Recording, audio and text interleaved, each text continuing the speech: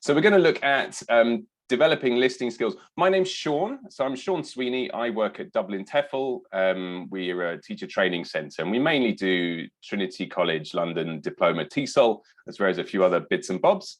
Thanks very much for joining us today. As I said just before I started recording, the recording will be made available after the session. The slides will also be made available. I'll put those up on the blog. And in fact, you may have already seen a couple of the posts to do with this session in advance, which is handy.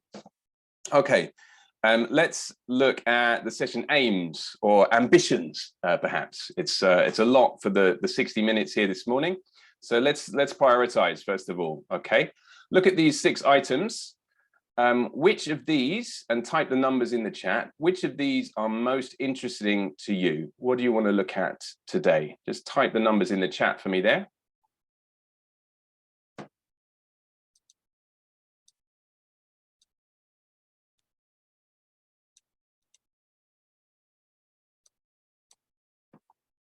Okay.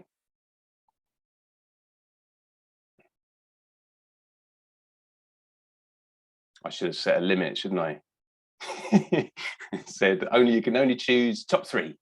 Let's see. Okay, this is very similar to our focus group. Okay, so when I did the session there, I then sort of ran it past some people and said, which would you be most interested in?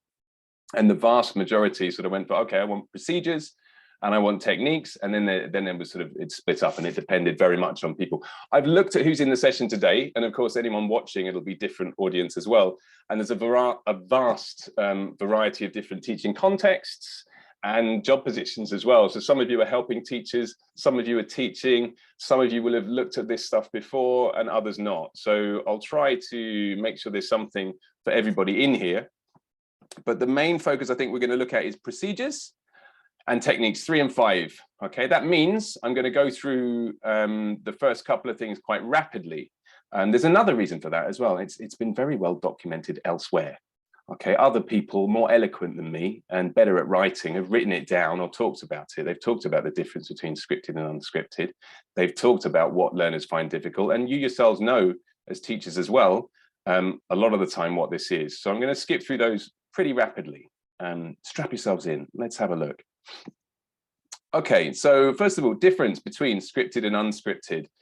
This is something you can look at more on the Dublin TEFL blog, but let's just very briefly have a listen, and let's check if my sound is shared as well. Good evening, everyone. My name's Ian Gerard, and I'm a photographer. I'm here. Can you hear that? You nod. Someone? Yeah. Okay. So the question here is, which is scripted? Which one is scripted, and which one is authentic? But I grew up with, kind of a lot of expectations from my parents. They wanted me to do a lot of different things. I started playing. Okay. Now, looking at some faces there, it seems reasonably obvious to us as teachers or expert speakers of English, which one is the authentic listening. Is it number 1 or number 2? Yeah. Thanks, Sarah. It's number 2, isn't it? And it's so fast. It's so obvious. Why is it so obvious? And is it as obvious to our learners? That was something that I wanted to investigate on a small Good evening, everyone. Study. My name's... Excuse me. And here's a summary of some of the key differences. This is for the unscripted text. So for authentic speech. Okay, and like I said, this is very well documented in the literature elsewhere. If you'd like to look further, take a look at our blog. Have a look maybe at Michael McCarthy as well for speech features of spoken discourse. He's also very good on this stuff. Okay, in any of his stuff, in fact. But a quick summary: you'll notice we start speaking and then we stop.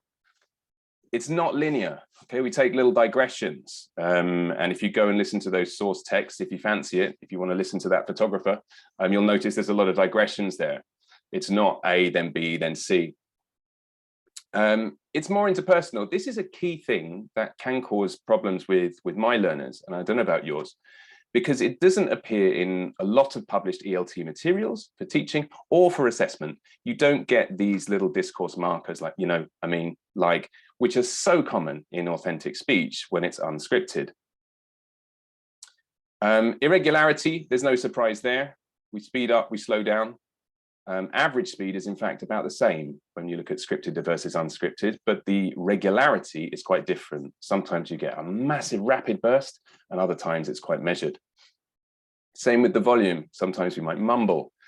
Now this leads to number 6 here, which is about phonology. And that's the key focus today. Okay, so where it's the phonology which is blocking a lot of understanding right up until quite advanced levels of learning. The other thing with scripted text is you try and pack a load of stuff in. It's written for questions. Okay, if you see a presentation or read anything by Sheila Thorne, she's a very good authority on listening. She also writes listening tests, and she talks about this. You try and cram so much information into 2 minutes so that it can be used for, I don't know, a Cambridge first exam. That there's a lot of ideas in that. When we speak normally, we take a long time to say the same thing. So there's redundancy. We talk about the same thing again and again. And there are fewer ideas. So sometimes this causes problems, okay?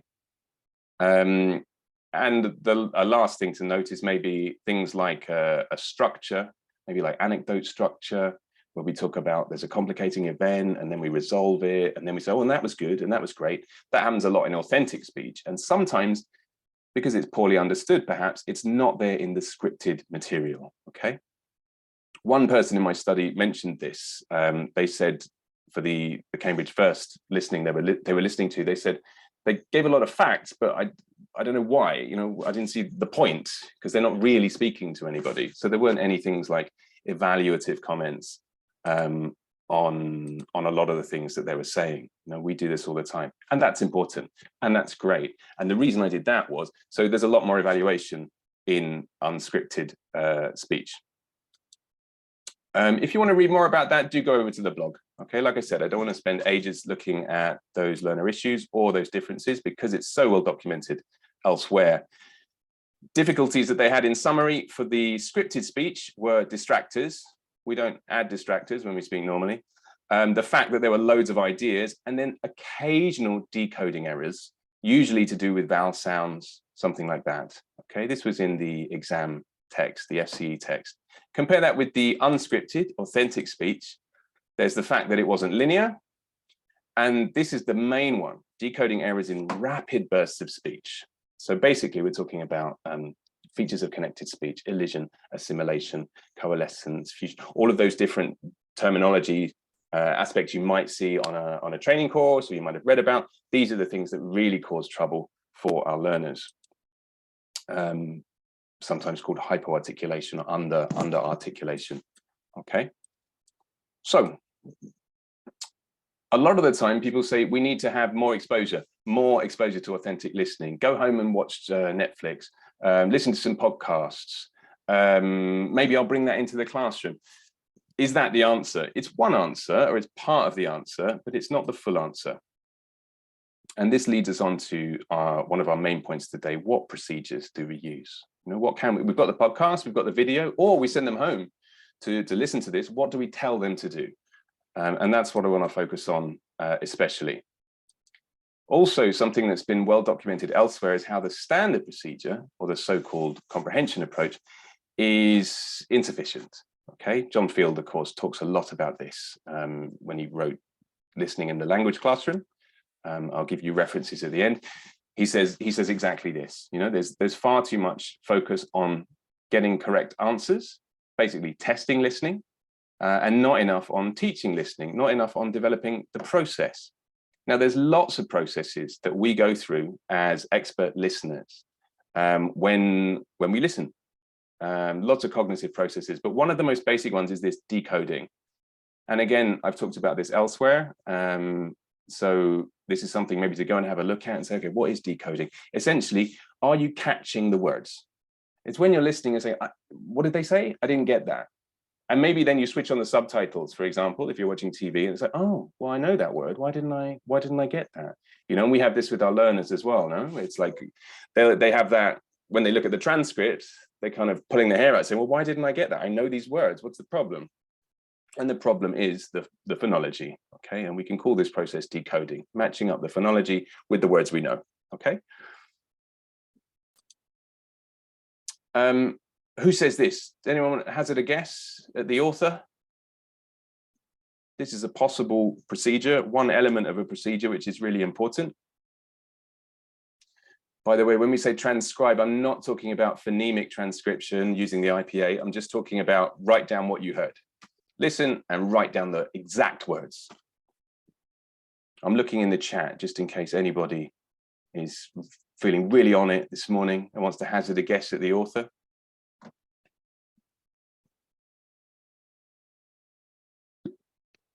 Good guess. Thanks, Helen. It's not right though, but Caldwell's coming.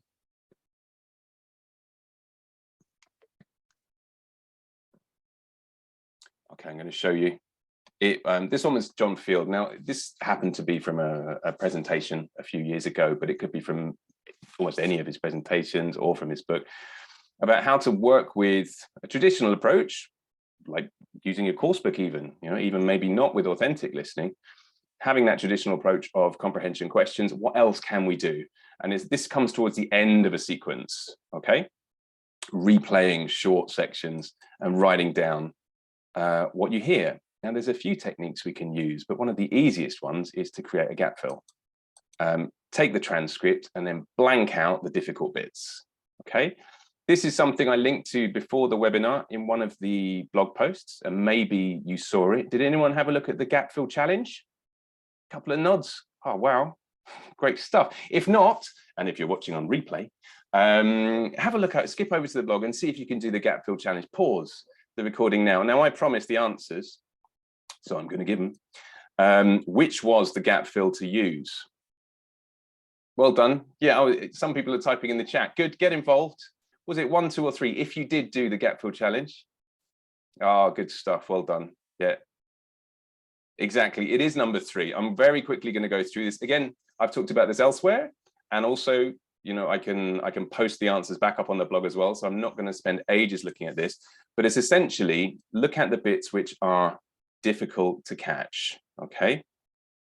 If you didn't have a look at that text, I'm going to play a very brief section, just so we can refer back to it. Gravity. So as you can see, the top bucket full of dirty water flows down into the clean water bucket simply through the filter that's attached. It flows through very, very, very small tubes that collect all of the contamination and the bacteria and the disease and only allow clean, safe water to pass through, which is what you see here at the bottom. This water is as safe and as clean as the water that you all. Okay. That's enough on the audio. Okay, so it's a filter. It's a water filter, okay? So get out of your home. Oops. And this is the one, indeed, it's number 3. This has the decoding focus, and I'll just show you the answers so we can see why this is the one that you would use. All of these words you'll notice here are unlikely to be difficult for learners at an intermediate level, which is what I use this for. They know these words, but maybe what they don't know are the particular sound shapes, or shall I say possible sound shapes. They won't always sound the same by different speakers, or even by the same speaker speaking to different people. But what they might not know is that, let's take number 3, all of the, perhaps your students expect to hear this, and in fact, what we very often might say is all of the, and that's what the person in the recording said.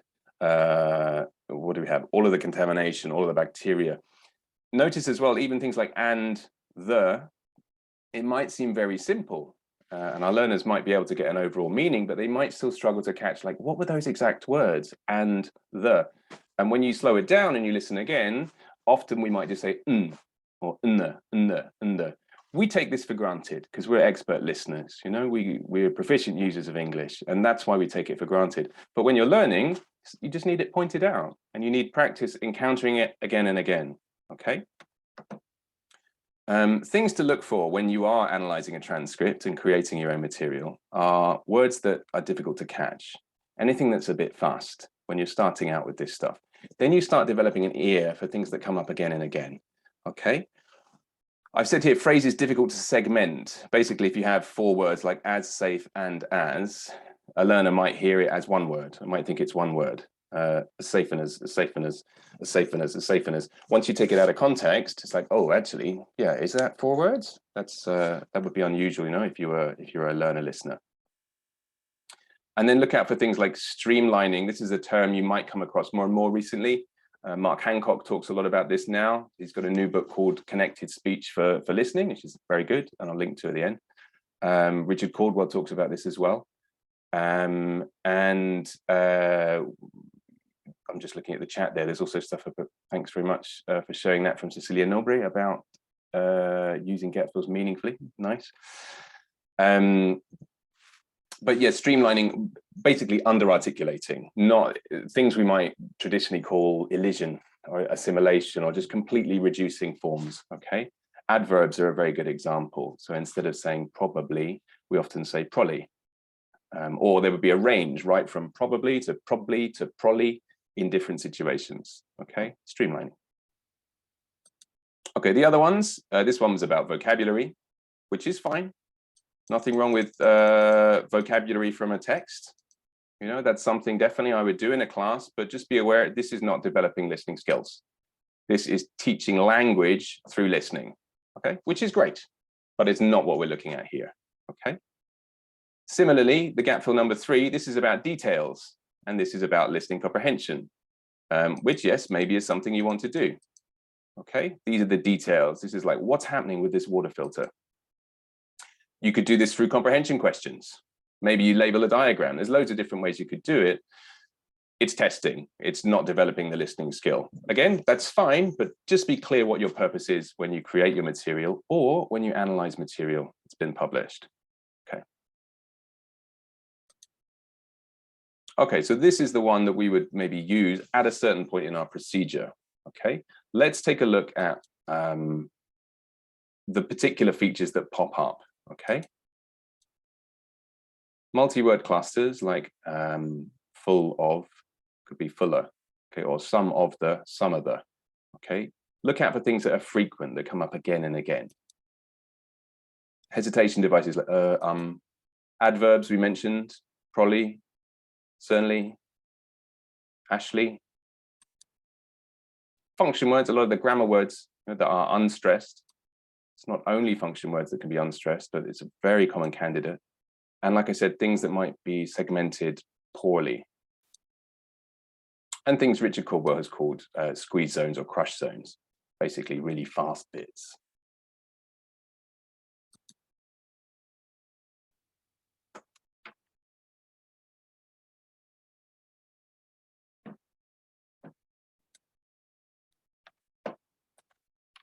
I'm just pasting into the chat the link to the Jamboard. Once again, I know I pasted it before, but maybe before people came in the room, but have a look in the chat. There's a Jamboard where you can post any questions as well. I'm aware that I'm racing through somewhat here, so I can return back to some of those later.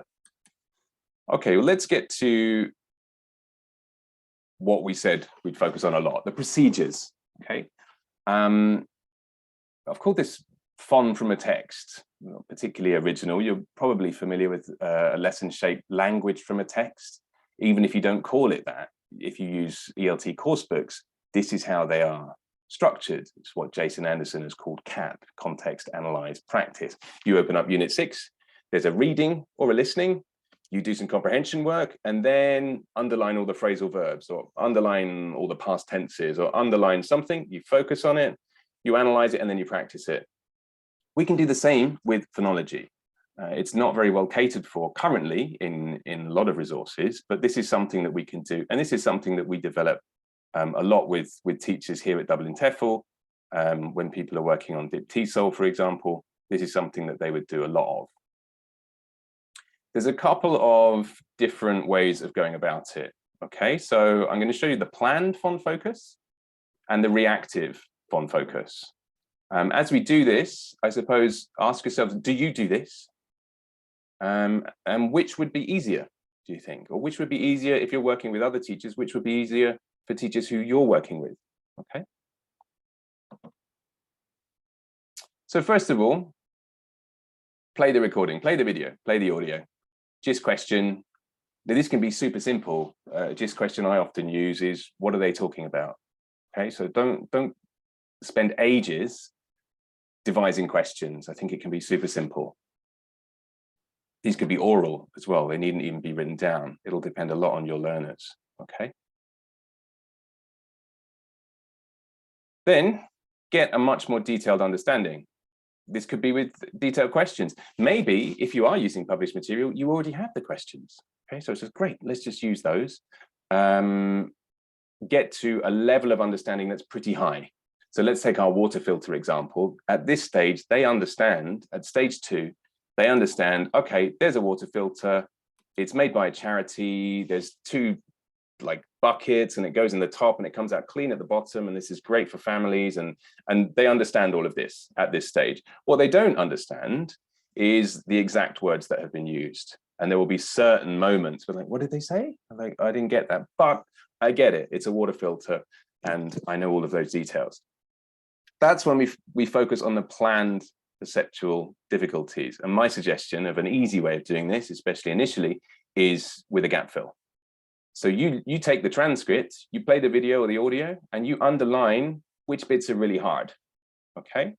And if you have a look at that decoding gap fill from before, some suggestions that I had for that were, let's go back.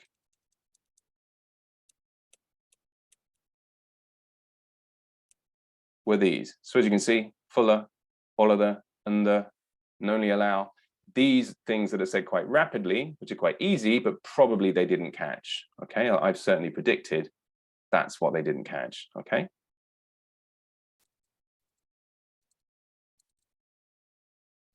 Okay, so that brings us up to stage 3. That's where the gap fill comes in.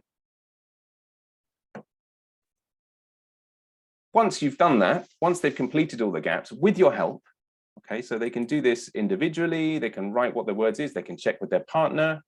I get them to do it in silence if you're an in-person class, so that everybody gets a chance. You go around, you monitor, you look what they've written down on their paper, if it's in person, or maybe you have some sort of G-doc, a collaborative doc, if you're in an online class, and you see exactly what they're writing down, then you help them.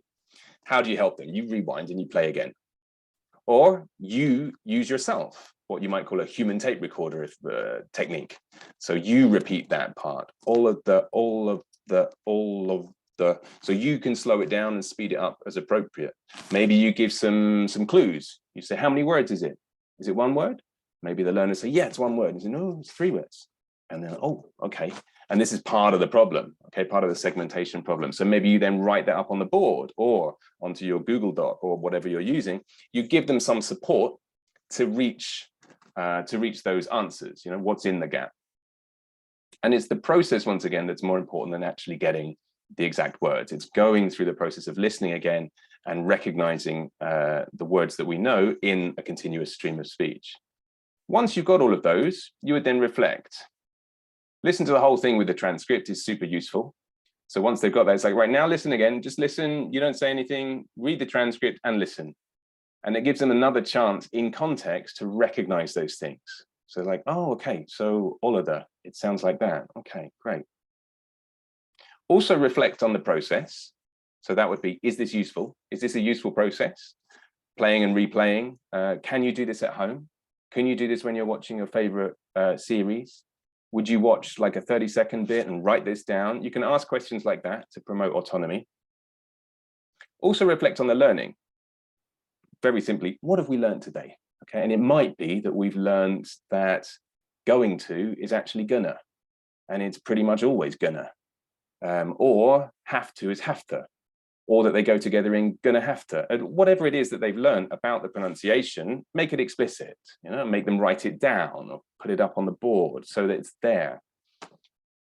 And once it's there, don't let it go. Don't just then move on in the lesson or in your course. So follow it up. Now you have a choice, and it'll depend on the timing, the length of material you're using. Maybe you follow it up in the same lesson.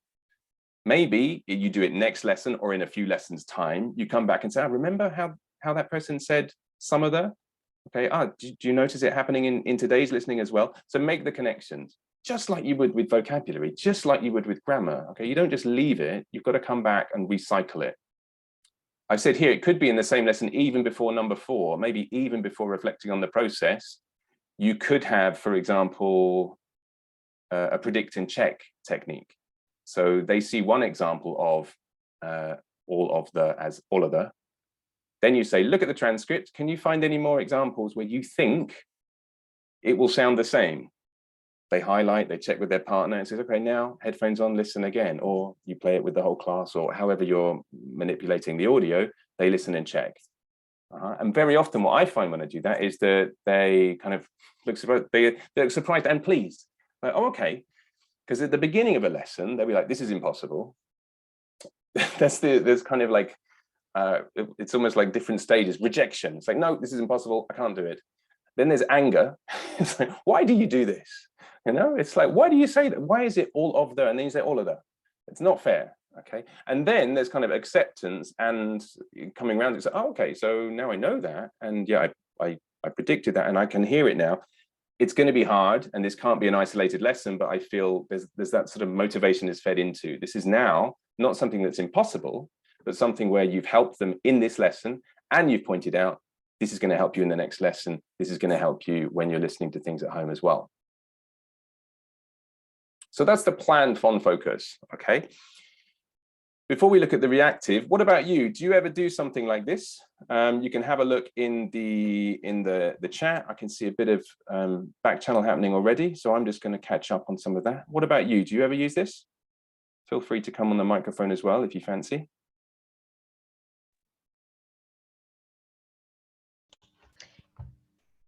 Yes.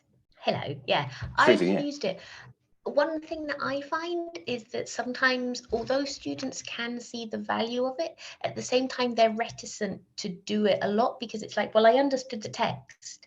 So why do I need to understand every little word? We spend so long telling our students, doesn't matter if you don't understand everything, if you get the main idea. And I think sometimes there's this difference in kind of what we're telling the students. You don't need to understand everything, but now we do want you to understand everything here. And they kind of struggle with that. And as teachers, perhaps we do as well. Yeah, I agree. And that, don't worry if you don't understand everything, is something I used to say to students, but it's something that I avoid now because the students very often do worry if they don't understand everything. And when I'm listening, I worry. I feel like I'm missing something. And this is not just for this area, not just for listening or phonology, but almost anything you would do in the classroom. I'd say try and set it up early on in the lesson. I'd call it selling your aims. It's like, okay, is this hard? Would you like some help? Okay, we're going to look at that today. And also continually gathering feedback from your students. If they're not into this, then drop it. Find something else. Find a different way of doing it. And I know myself that, if I'm really interested in something, maybe my students aren't. And that's true for topics as it can sometimes be for language points.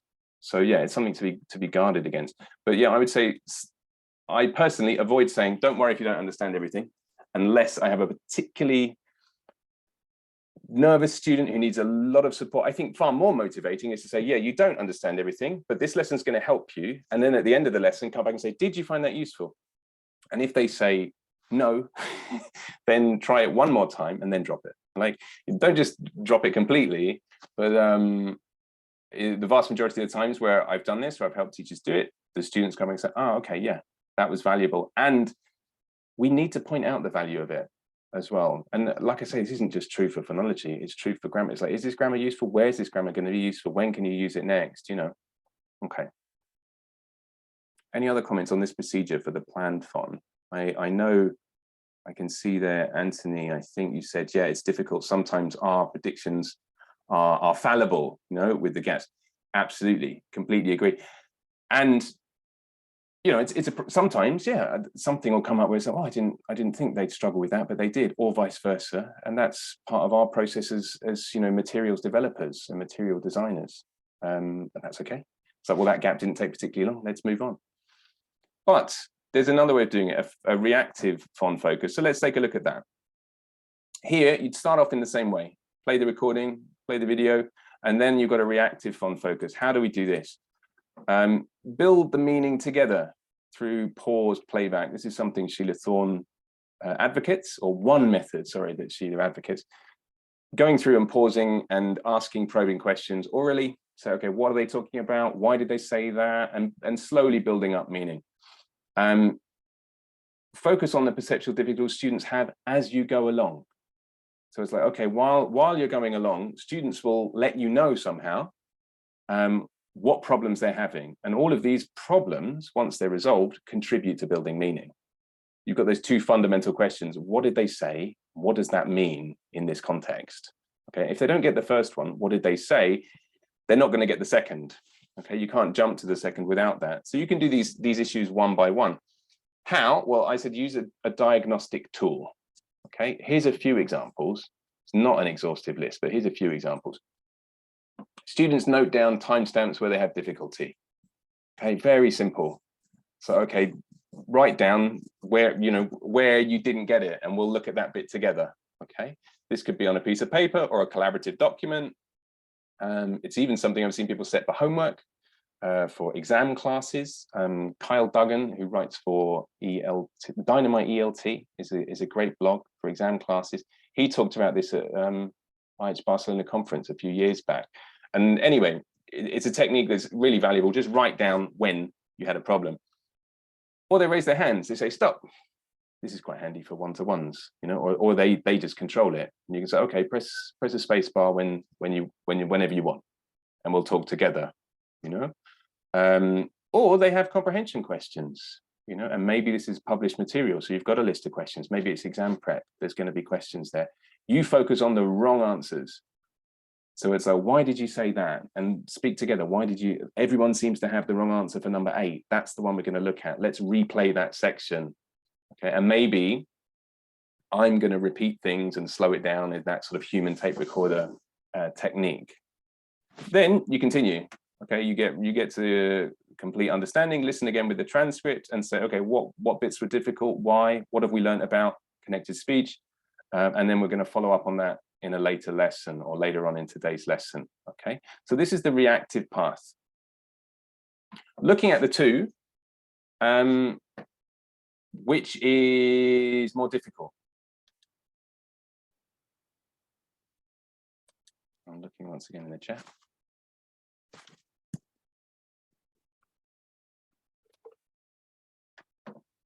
Or which is more difficult if you're working with teachers, which is more difficult for your teachers?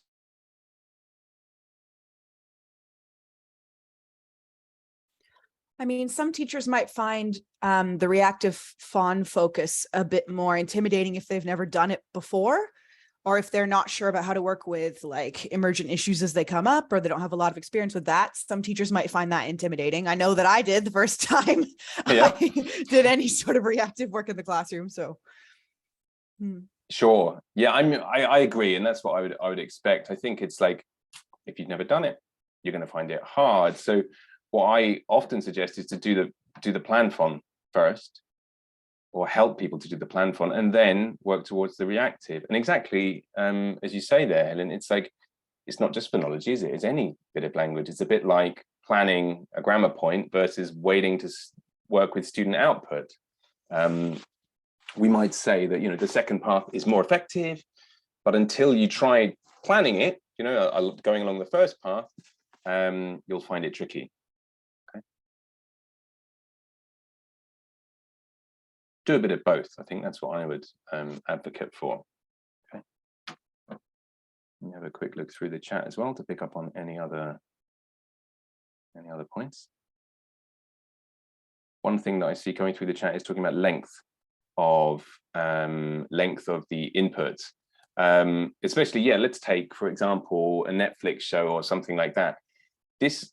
We're talking about a very intense focus, 30 seconds, something like that. What I sometimes advocate is for learners, for example, to watch a series, watch an episode for pleasure if they're doing that. And sometimes they do it with subtitles. They're really into a show, and this is motivating, and you want to increase the amount of exposure to authentic English outside of the classroom. You want to increase that as much as possible. And set homework, and getting people to do homework is the same for this as it is for anything else. Maybe they'll do it, maybe they won't. But you set up that homework where it's like, okay, now just take 30 seconds, don't have the subtitles, and write down what they say. Okay, play it a few times without the subtitles and write down what they say. Write down exactly where you have problems and tell me, or post it on the group chat or whatever you've got going on with your class. write down what they say, and then switch on the subtitles and check. So they're mirroring exactly the sort of process that we do in the class. And if we show them how to do it in the class, part of the homework can be, right now, your homework for next week, you all told me all these shows that you're watching, that's fab, or podcasts or whatever, use this technique, okay? And come back, and maybe the homework is, tell us how it went. Did you do it? If yes, did it work? Did you not do it? Why not? You know, what's stopping you? Because this is all part of a coaching technique as well, of getting people to do homework, basically, isn't it? You know, do more, be more engaged with the English world around them, which is there at their fingertips. But, you know, if you don't give a technique, if you just say, go and watch it, go and do this, then they're not getting the most out of it, okay? So procedures, let's have a look at a piece of material and look at some techniques. This is a great book, and these are great authors, Mark Hancock, Annie MacDonald. Their website, Hancock MacDonald, full of instant materials that you should be looking at, not just about listening, but all aspects of phonology. Go and check it out. And this book is terrific as well, and has a lot of authentic video. The reason I've chosen this is because it lends itself to lots of tasks. And this was used by one of our candidates on in a TESOL lesson, Chris, who some of you know. And he's kindly given me permission to share some of the tasks that he created. So we'll look at some of those, all right? I'm going to play the video first, and this is about analyzing the transcript. Does anything stand out as difficult to catch? Basically, if you were making a gap fill, what words are you gonna gap? Okay, let's have a listen.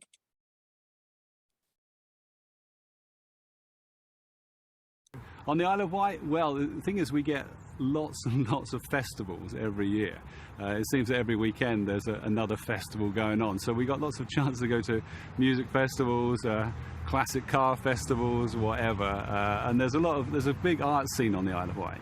So if you're into I don't know, anything where you can take a picnic out and listen to some music, you've got a lot of chance for this. And the island is also brilliant for scenery, just walking, lots of cycle tracks, footpaths, that kind of thing. So it's a bit different from a city environment. It's not so much you know, theatre, that kind of thing. It's more outdoor life, I think. Okay. Any offers? Anything at all?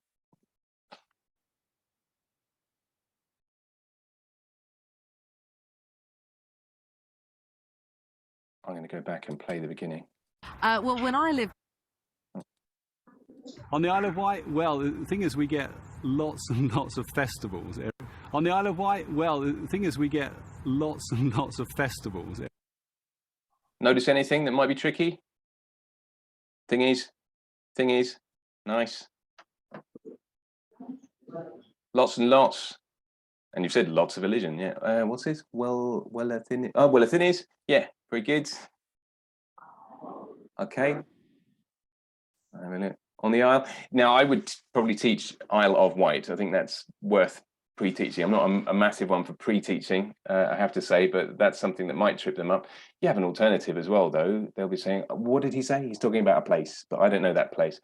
I have this all the time listening in a second language. Place names are the real tricky one. It's like they talked about this town. I don't know what it's called. I also have that being English and living in Ireland as well, because of the place names and it being from a different language. You know, so where is that? And like if I had to write it down, I would struggle. Okay, so there's plenty in there, and it's a nice topic as well. What do you do in your free time? What do you do to enjoy yourself? What is there to do in your area? What different things? So it's a real rich kind of video. I don't know about your students, but mine would react really well to this.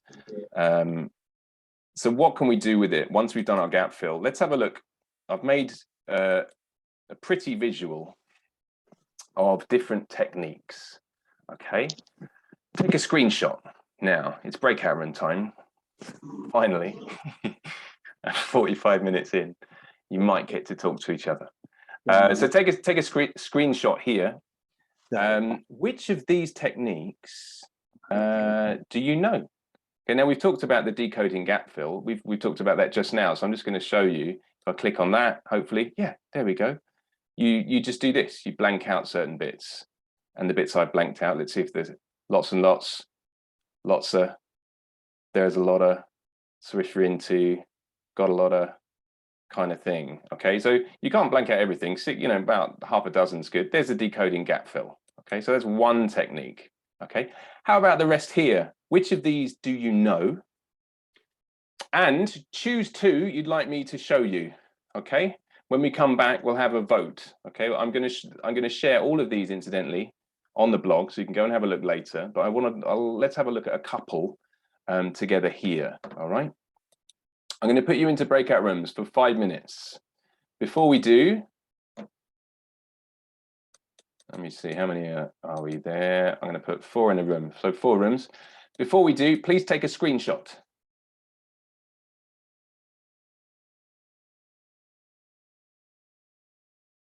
This is the moment where some of us sort of get out of the phone. I mean, my computer's not working. Okay. I'll tell you what, why don't I take a screenshot? I'll just save everyone a lot of time, isn't it? Okay, I'm going to put this in the chat just in case. All right, just so you can follow up on it. Oh no, I'm not. We're not in Teams, are we? Can't paste right there. Okay, take a screenshot. I'm going to put you into your rooms. Which of these do you know and would you use? And vote, come to a consensus. Right, I want Shaun to tell us about whatever, the botanic walk or earworms. I want to hear about that. Decide together, okay? Couple of minutes in your breakout rooms, and then I'm going to bring you back here. Feel free to chat away. There's no recording in the breakout rooms, by the way. I'll see you in 5.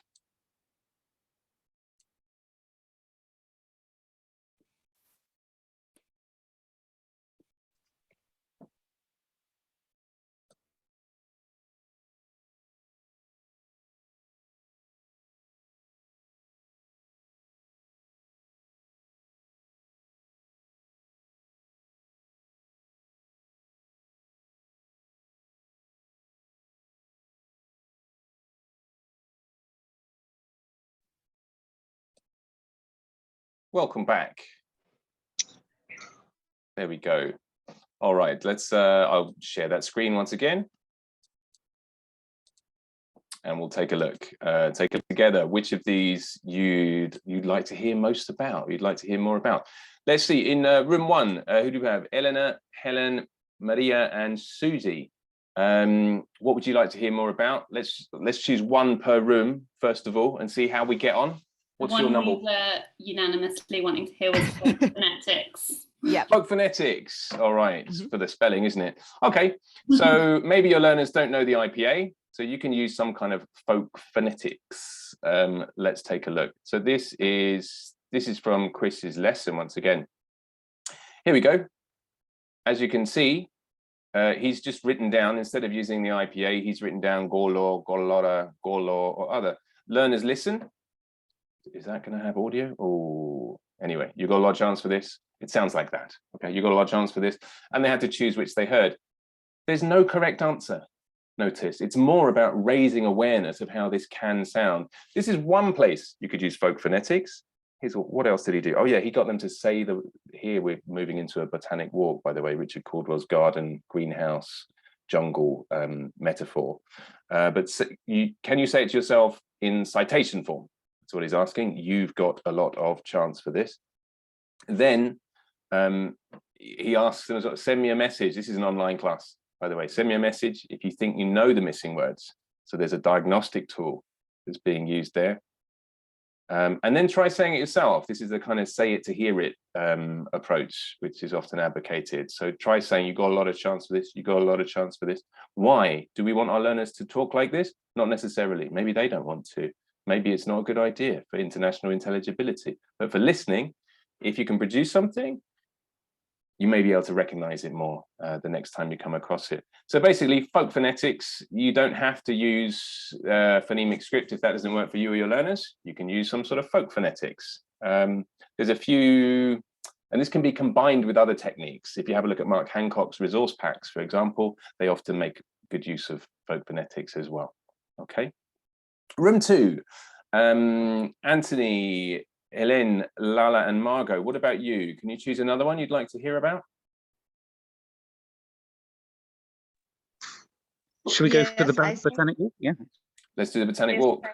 Okay, so this is Richard Caldwell, popular metaphor from him. the botanic walk. So he talks about in his book Phonology for Listening to 2013, and then follows up elsewhere and on his website, which I'll link to at the end, 3 modes, I think he calls them. And it's a kind of botanic metaphor. There's the greenhouse. Plants are all neatly laid out in rows. They don't interfere with each other. Then there's the garden, which, there's a bit of messiness going on. Plants sort of move between each other. Then it's not all laid out in rows, but there's some organization there. And then there's the jungle, which is very messy, and things sort of all on top of each other. The garden, he talks about, this is where words politely shake hands, which is a nice way of talking about it. And these are the rules of connected speech, which we may learn as teachers, as English language teachers. The strict rules. Compare that to the jungle, which is messy, authentic speech. And here's a nice example that I think I took this from Roach, but anyway, what does this say? And you might have seen me do this before. I know some of you have been to sessions here before. What does that say? What words are these? This testing you on your phonemes as well. So not meme, if I said it really slowly, and if I said it fast, not meme. Let's get the chat open again. Excellent, well done, Sarah, top prize. Well done. So yeah, not meme, or do you know what I mean? Or do you know what I mean?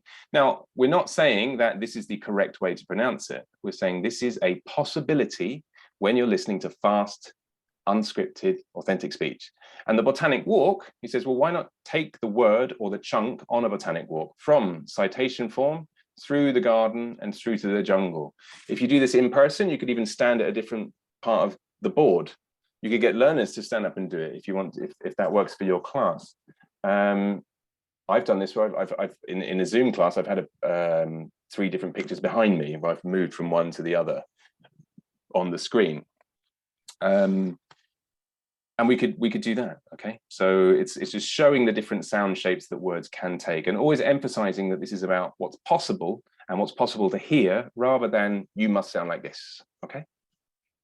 Okay, great, thanks very much. And let's take room 3. Who have we got there? Andrew, Colin, Natalia, and Teresa. What about you guys? Let's go back to our screen here. Would you like to choose one? Choose a different one? The botanical walk and the folk phonetics, which have already been covered. All right, any others? What about in room, I'll go straight to room 4. If room 3, if you'd like a runner-up, you want to nominate, then come back to me. But what about room 4? Who is there? Aline or Alina, Anthony, Pavel, and Sarah. What about you guys? Choose another one.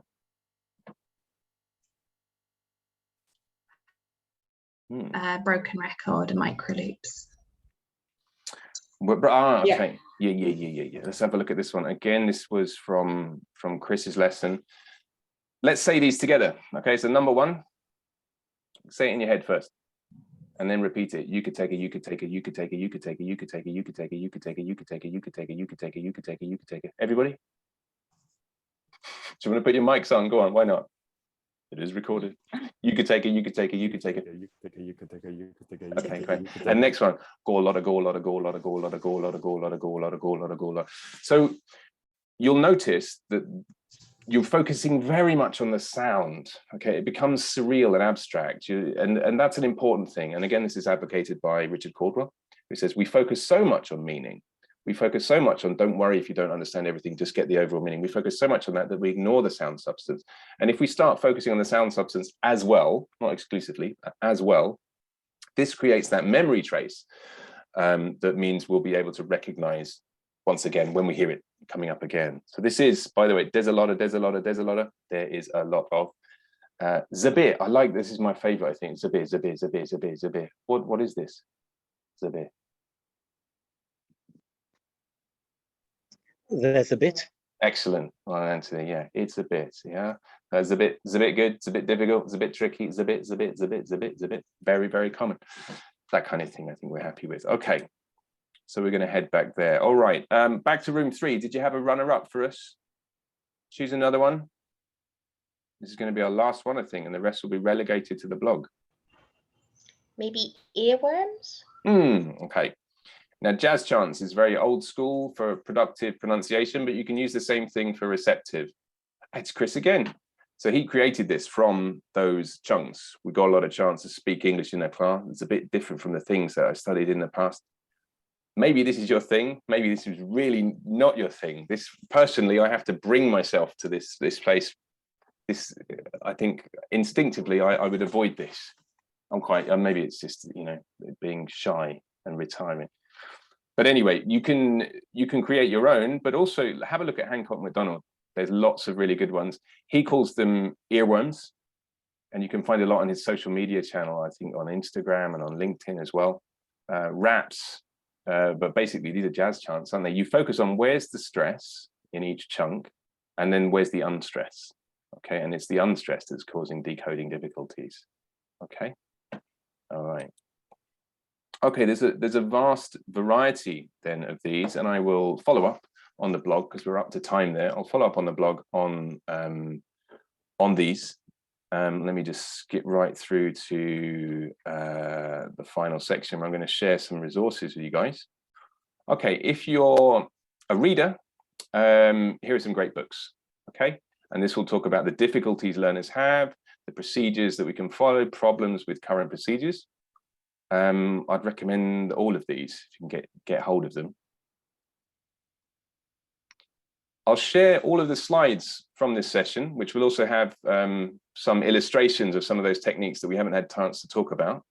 I'll share all of the slides, and also on those slides, you can click on these links. So there we go, there's Hancock MacDonald's, their website I mentioned. This is Richard Caldwell's website. There's my YouTube channel, which has a few things about listening on it. There's a WhatsApp and a Facebook group for sharing and creating your own audios. And then there's a few apps which are quite nice as well. TubeQuizard, which you may know of, takes YouTube videos and blanks out certain things. Some of it's for grammar and lexis, but if you click on pronunciation for listening, you've got some good things you can set for homework. Otter is a great tool for transcribing. If you're making your own audio, you don't want to write down the transcript. Nobody does, do they? You just record it and automatically it does it, and it's very effective. You just need to slightly tidy it up. Play Phrase Me and Youglish are basically the same sort of thing. This is the movie clip corpus. Let's say they've seen, I don't know, Zabir, and their sort of minds are blown like, Zabir is, it's a bit. Are you sure, Shaun? Are you lying to us? They say, no, this is very common. Go on Youglish, go on Play Phrase Me, type in it's a bit, see what comes up, and they'll have like 17,000 movie clips, short movie clips that use that phrase, and it's a fantastic tool. Finally, there's the Listening Business, which is Sheila Thorne's website, and there's some more resources on there. So like I say, I'll share all of these on the blog. If I go over to your questions on the Jamboard, let's take a look. What have we got here? Okay, so on the Jamboard, there we have. In your experience, do you find learners respond better to folk phonetics than IPA? Yes, but it's not always possible. The problem with folk phonetics is, depending on your first language, will depend on how you read that folk phonetic.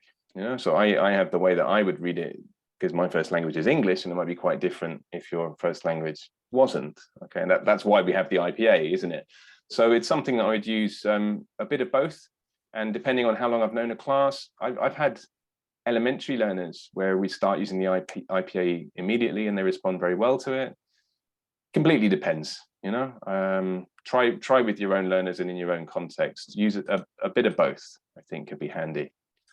What's the other question here? What major differences when working with higher versus lower levels? Good question. I suppose it's about the amount. So at low levels, especially if you use ungraded authentic speech, it'll be entirely decoding issues. You know, they won't be able to create a context in their mind to rely on. The further up the levels you go, so once you get to B1 and B2, they'll have partial understanding, and this will be a context they can then use to work out the gaps from context. When you're right down at the beginning, you don't have the words, so you can't match what's coming into your ears to those words. What I would do with lower levels, just in terms of practical implications, and I'm talking about elementary learners, I would use a lot more micro dictation I'd start off with me, my own voice, so live and live listenings, and then I would diversify, and often I'd be recording friends and family, very, very short clips, even things like, you know, like 5 seconds, I'm talking about, super short. Maybe I wouldn't say, right now we're going to do listening. It would just be integrated at very low level. It might be, okay, 3 questions, listen, write the question. And it could be, what do you do at the weekend, for example, okay? Even you might think, well, that's grammar, that's higher than what would normally be at A1. It doesn't matter. They understand this. If you've got what weekend and it's a Monday, they can work that out. But they might be saying, what did you say? What did you do? What did you do? No, I don't know. So what did you do? And if you start at that stage, then they're much less surprised as they go up when they see all these different features. Okay. What else have we got there on the Jamboard? That's it on the Jamboard. Okay, well, once I post up the materials, do feel free to continue the conversation if you have any other questions or comments. That's the last slide. Thank you. The end. We're ever so slightly over time, so I apologize for that, and I understand if you have to disappear. But if you would like to ask any further questions, either about the content or about anything we do at Dublin TEFL with the DIP TESOL, for example, feel free. I will stop the recording there. Thanks very much.